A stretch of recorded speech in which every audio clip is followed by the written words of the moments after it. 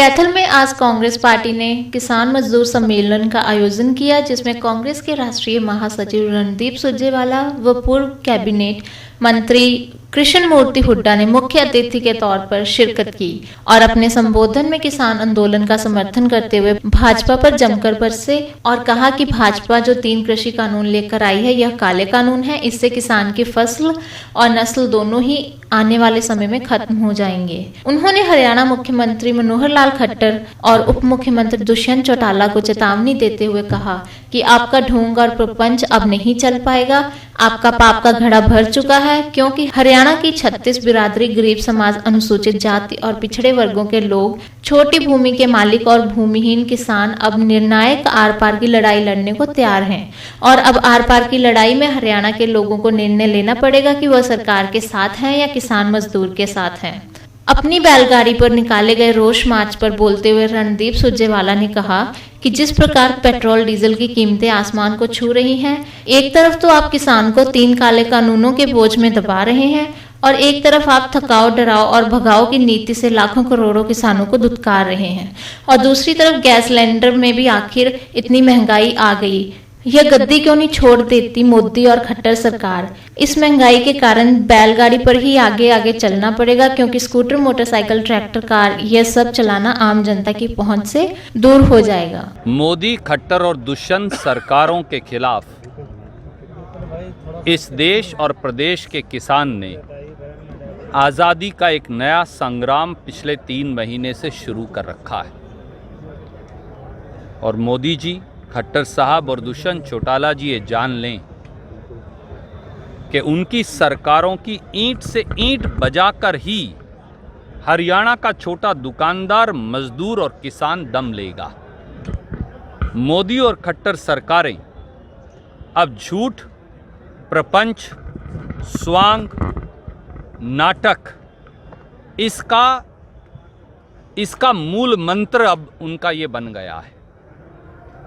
परंतु वो कितने भी जुल्म करें, लग 250 से अधिक किसानों की कुर्बानी जो दिल्ली की सीमाओं पर 5 लाख से अधिक की संख्या में बैठे हैं 3 महीने से, वो व्यर्थ नहीं जाने वाली। और इन विश्वासघाती सरकारों को हरियाणा ही नहीं, पूरे देश का किसान और जनता सबक सिखाएगी। इसको वो हमारी चेतावनी माने और ये जान लें, जो किसान मजदूर का नहीं, जो किसान का नहीं, वो किसी काम का नहीं।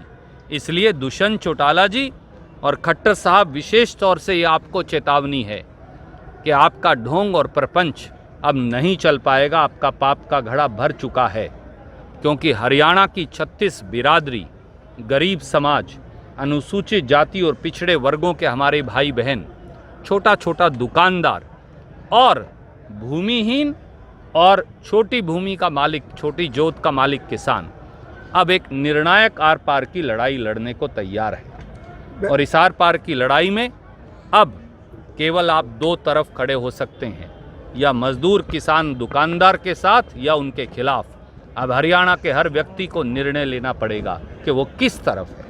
बैलगाड़ी का प्रदर्शन किस तरह का संकेत देना चाह रहे हैं? जिस प्रकार से पेट्रोल और डीजल की कीमतें आसमान को छू रही हैं, एक तरफ आप किसान को 3 काले कानूनों के बोझ से दबा रहे हैं, एक तरफ आप थकाओ, डराओ और भगाओ की नीति से लाखों करोड़ों किसानों को दुत्कार रहे हैं, और दूसरी तरफ गैस सिलेंडर 837 रुपया, कहीं 827 रुपया हिंदुस्तान में, कहीं 820 रुपया, पेट्रोल कहीं 100 रुपया पार, कहीं 90 रुपया पार, डीजल कहीं 90 रुपया पार, कहीं 100 रुपया पार। आखिर में कैसी है ये सरकार, और क्यों गद्दी नहीं छोड़ती मोदी और खट्टर सरकार? इसलिए अब बैलगाड़ी पर ही आगे आगे चलना पड़ेगा, क्योंकि स्कूटर, मोटरसाइकिल, ट्रैक्टर, कार ये सब चलाना आम जनमानस की जिंदगी और सक्षमता से बाहर होने वाला है।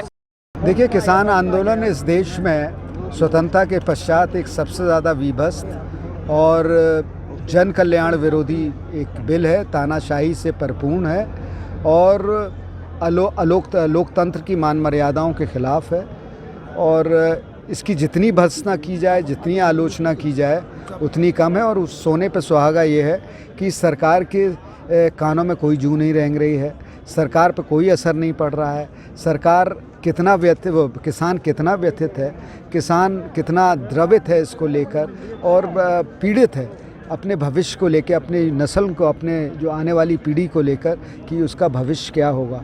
पर बड़े अफसोस के साथ ये कहना पड़ता है, देखिए जो शासक की अपनी जनता के साथ संवेदनशीलता नहीं होती, उनके दर्द को नहीं समझता, मैं नहीं समझता कि वो शासक है, वो तानाशाह है। और माफ़ कीजिएगा, ये सरकार और इसके मुखिया आदरणीय मोदी जी तानाशाही के प्रतीक हैं, पर्यायवाची बन चुके हैं। वो छोड़िए कुछ जो चंद मोदी भक्त हैं जिन्हें कुछ दिख ही नहीं रहा, जिन्हें सिर्फ हरा ही हरा दिख रहा है, और वो भी किसी ना किसी क्षण ये महसूस करेंगे कि उनको वो भी छलावे में रह रहे थे और चीज़ें परतें खुलेंगी। मैंने जैसे कहा अपने उद्बोधन में कि हिटलर का भी पतन आया था, कभी कोई सोच नहीं सकता था हिटलर के शासनकाल में कि उसे ये दिन भी देखना पड़ेगा जब अपने चरम पे था, जब अपने उरूज पे था, जब अपनी बुलंदी पे था। अंग्रेज़ सरकार को भी कभी गुमान नहीं था कि राष्ट्रपिता महात्मा गांधी अहिंसात्मक आंदोलन में जिस सरकार में, जिस शासन में सूरज नहीं डूबता था, पर पतन उसका भी आया। तो ये तो अभी 3 में ना 13 में है, माफ़ कीजिएगा। और इस गांधी परिवार जिसने हमेशा इस देश की, सही तो देखिए देशभक्त वो है जिसकी कुर्बानियाँ रही हों, जो हर वर्ग की। आप कैसे राष्ट्रवाद हो सकता है? राष्ट्र प्रेम का, देशभक्त का मतलब होता है देश में जो भी है, हर प्राणी है, हर जो भी चीज़ है उससे आपको, इस मिट्टी से कहते हैं ना हमें कि जहाँ हम पैदा होते हैं तो हम उस मिट्टी से प्रेम करते हैं। तो यहाँ तो ये लोग तो किसी वर्ग से भी घृणा कर सकते हैं। मानवता के ये पुजारी नहीं है। राष्ट्रभक्त जो होता है वो मानवता का पुजारी होता है। गांधी परिवार मानवता के पुजारी हैं, इस देश के गरीब के हितों के रखवाले हैं और इतिहास इस बात की पुष्टि करता है आदिकाल से। अनर्गल बात, आरोप लगाना तो किसी को भी लिए भी संभव है, पर तथ्यों के आधार पर करना चाहिए। अभी वहाँ वेस्ट बंगाल में जाके भाषण दे रहे थे कि बंकिम चटर्जी के उसके बारे में कह रहे थे कि उनका म्यूज़ियम जर्जर पड़ा है।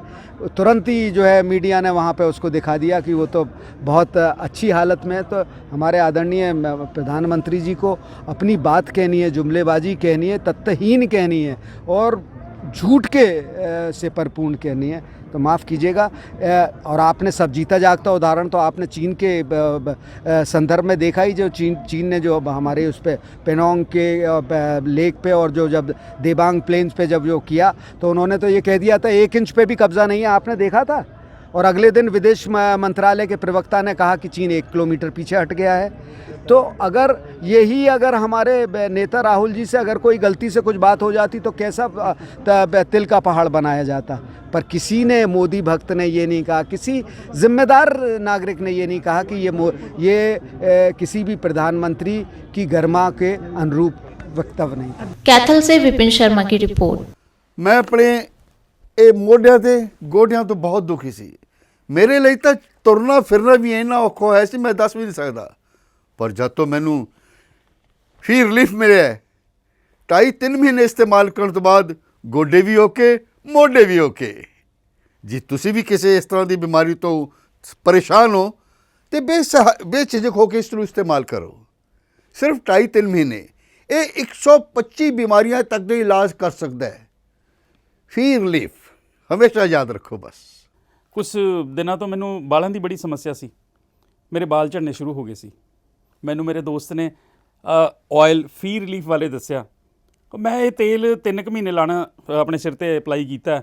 ਇਹ ਬਿਲਕੁਲ ਆਯੁਰਵੈਦਿਕ ਤੇਲ ਹੈ, ਇਹਦਾ ਕੋਈ ਸਾਈਡ ਇਫੈਕਟ ਨਹੀਂ ਹੈ ਅਤੇ ਮੇਰੇ ਬਾਲ ਜਿਹੜੇ ਗੰਜਪਣ ਪੈਣਾ ਸ਼ੁਰੂ ਹੋ ਗਿਆ ਸੀ ਉਹ ਦੁਬਾਰਾ ਆਉਣ ਲੱਗ ਗਏ ਅਤੇ ਮੈਨੂੰ ਤਾਂ ਬੜਾ ਫਾਇਦਾ ਦਿੱਤਾ ਇਸ ਨੇ। ਜੇ ਤੁਹਾਨੂੰ ਵੀ ਕਿਸੇ ਇਸ ਤਰ੍ਹਾਂ ਦੀ ਪ੍ਰੋਬਲਮ ਦਾ ਤੁਸੀਂ ਸਾਹਮਣਾ ਕਰ ਰਹੇ ਹੋ ਤਾਂ ਇਹ ਤੇਲ ਲਾਣਾ ਨਾ ਭੁੱਲੋ।